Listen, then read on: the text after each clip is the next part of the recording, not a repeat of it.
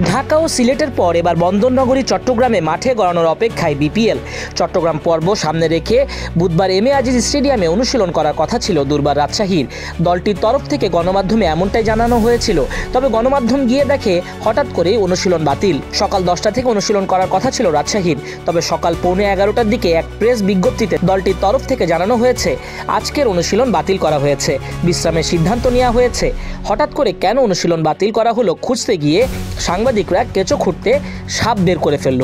ক্রিকেটাররা জানিয়েছেন গণমাধ্যমকে পারিশ্রমিক বকেয়া থাকায় অনুশীলন বয়কট করেছেন তাসকিন বিজয়রা। ফ্র্যাঞ্চাইজিটির স্কোয়াডে থাকা এক ক্রিকেটার জানান, বিপিএলের মাঝপথ চলে এলেও এখনও কোনো টাকা পাননি, একটা টাকাও দেয়নি রাজশাহীর মালিক, যে কারণে অনুশীলন বাতিলের মতো সিদ্ধান্ত নিয়েছেন দেশি বিদেশি ক্রিকেটাররা। বিদেশি ক্রিকেটার রায়ান বার্ডরাও পারিশ্রমিক বুঝে পাননি। অবশ্য জানা গেছে 25% করে পারিশ্রমিক পেয়েছেন কোচেরা, অর্থাৎ কোচদের টাকা দিয়েছে ঠিক, কিন্তু ক্রিকেটারদের দেয়নি। রাজশাহীর টিম ম্যানেজার মেহরাব অফির সঙ্গে একাধিকবার যোগাযোগ করা হলেও তিনি মুঠোফোন ধরেননি।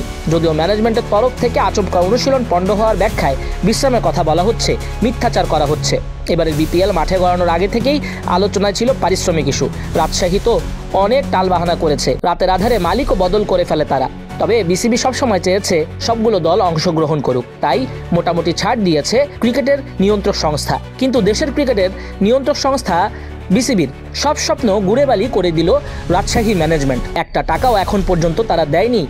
দিচ্ছি করে তাসকিন বিজয়দের দাঁড়ে দাঁড়ে ঘোরানো হচ্ছে, দেশের মান সম্মান ডোবাচ্ছে রাজশাহীর মালিকরা। এর দায় কি বিসিবি এড়াতে পারে? রাজশাহীর খেলোয়াড়রা শুরু থেকে এবার ছিল আত্মবিশ্বাসী। বিপিএল এর প্রথম ম্যাচেই তারা জমজমাট লড়াই করেছিল অপোনেন্টের সঙ্গে, 200-র কাছাকাছি রানও তুলেছিল তারা। এখন পর্যন্ত দুর্বার রাজশাহী 6টা ম্যাচ খেলেছে, 2টাই জিতেছে। প্রথম ম্যাচে তারা বরিশালের বিপক্ষে 197 রান করেছিল, ওই ম্যাচটা অল্পের জন্য তারা হেরে যায়। পরের ম্যাচেই ঘুরে দাঁড়ায় ওরা, হারায় ঢাকা ক্যাপিটালসকে। তৃতীয় ম্যাচে চিটাগং কিংসের সঙ্গে লড়ে, তবে ওই ম্যাচে শোচনীয় হার হয়, 105 রানে জেতে চিটাগং কিংস। চতুর্থ ম্যাচে ফরচুন বরিশালের কাছে হেরে যায় 7 উইকেটে। পঞ্চম ম্যাচে দুর্বার রাজশাহী ঠিকই ঘুরে দাঁড়ায়, মিরাজদের খুলনাদের পাত্তা না দিয়ে জয় হাসিল করে। আর ষষ্ঠ ম্যাচে ঢাকা ক্যাপিটালসের কাছে হার মেনে যায়। লিটন তানজিদ তামিম যে তাণ্ডব শুরু করেছিলেন, আর দুর্বার রাজশাহীর খেলোয়াড়দের দেখেও মনে হয়েছে তারা হাল ছেড়ে বোলিং করেছেন, যার খেসারত দিয়েছে রাজশাহী ম্যাচটা হেরে। 17 জানুয়ারি সিলেট স্ট্রাইকার্সের বিপক্ষে তাদের ম্যাচ। অনুশীলন বয়কট করা হলো, সবকিছুই বয়কট করা হলো।